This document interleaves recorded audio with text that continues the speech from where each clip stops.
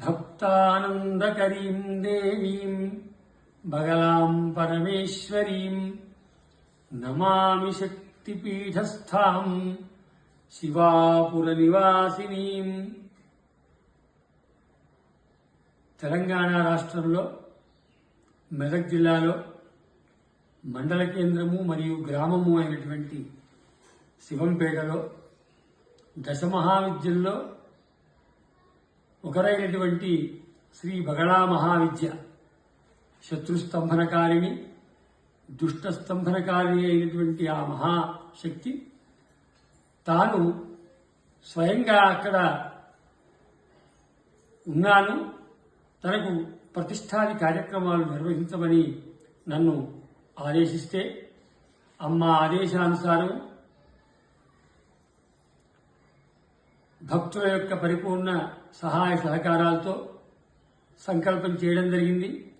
ఆ తర్వాత దక్షిణాంనాయ శృంగేరి శ్రీ శారదాపీఠాధీశ్వరులు శ్రీ శ్రీ శ్రీ భారతీతీర్థ మహాస్వామి వారు మరియు తత్కర కమల సంజాతులు శ్రీ శ్రీ విధుశేఖర భారతీ మహాస్వామి వారు వారి యొక్క పరిపూర్ణమైనటువంటి అనుగ్రహ ఆశీస్సులతో వారి యొక్క ఆదేశంతో వారి యొక్క ఆమోదంతో అద్భుతమైనటువంటి బగళాముఖి దేవాలయాన్ని నిర్మించి దశమహావిద్యలతో కూడినటువంటి ఆ అమ్మను పోయిన సంవత్సరం శుభకృతనామ సంవత్సర మాఘబహుళ పంచమి రోజున అక్కడ ప్రతిష్ఠించడం జరిగింది.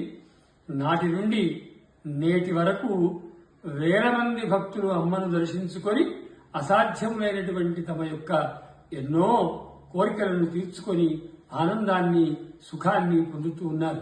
అటువంటి మహాశక్తిని స్థాపించుకొని ఈ మాఘబహుళ శోభకృతనామ సంవత్సర మాఘబహుళ పంచమి ఈ నెల ఫిబ్రవరి 29వ తేదీ నాడు సంవత్సరం ముగిసి ప్రథమ వార్షికోత్సవాన్ని అద్భుతంగా అంగరంగ వైభవంగా నిర్వహించుకుందామని చెప్పి మేమందరం సభ్యులం, నాతో పాటు నేను శాస్త్ర వెంకటేశ్వర శర్మ అమ్మ ఉపాసకుడిని మరియు మా శివకుమార్ గౌడ్ గారు సీనియర్ అడ్వకేట్ హైకోర్టు మరియు బబ్బా మహేష్ గుప్తా గారు జెడ్పీటీసీ గారు మరియు పత్రా శ్రీనివాస్ గౌడ్ గారు సర్పంచ్ గారు మరియు గ్రామ పురోహితులు పురుషోత్తమ శర్మ గారు అదేవిధంగా దర్శనం వెంకన్న గారు మేమంతా కలిసి దాతల యొక్క పరిపూర్ణ సహకారంతో మరి ఈ కార్యక్రమాన్ని చేయడానికి సంకల్పించడం జరిగింది. 28వ తేదీ నాడు అమ్మ యొక్క మహామంత్రము సహస్ర సంఖ్యాక హవనము అమ్మకు మహాపూజా కార్యక్రమాన్ని నిర్వహించడం జరుగుతుంది. ఇక 2వ రోజు 108 కలశాలలో గోదావరి ఆది తీర్థములను మరి పోసుకొని అందులో బగళా మహామంత్రానుష్ఠానం ద్వారా అమ్మను అనుష్ఠానం చేసి ఆ 108 కలశ జలములతో అమ్మకు మహాభిషేకము చేయడము, ఆ తర్వాత పూర్ణాహుతి మరియు అమ్మకు మంగళ నీరాజనాది కార్యక్రమాలు అన్నప్రసాద వితరణ జరుగుతుంది. ఇందులో మొట్టమొదటి రోజు రాత్రిపూట అమ్మవారికి పల్లకీ సేవ అనేటువంటి విశేష కార్యక్రమం కూడా జరుగుతుంది. ఈ కార్యక్రమంలో భక్తులంతా పాల్గొని తమ యొక్క జన్మను చరితార్థం చేసుకోవాల్సిందిగా మరియు తెలియజేస్తున్నాము. జగదంబాయి నమః.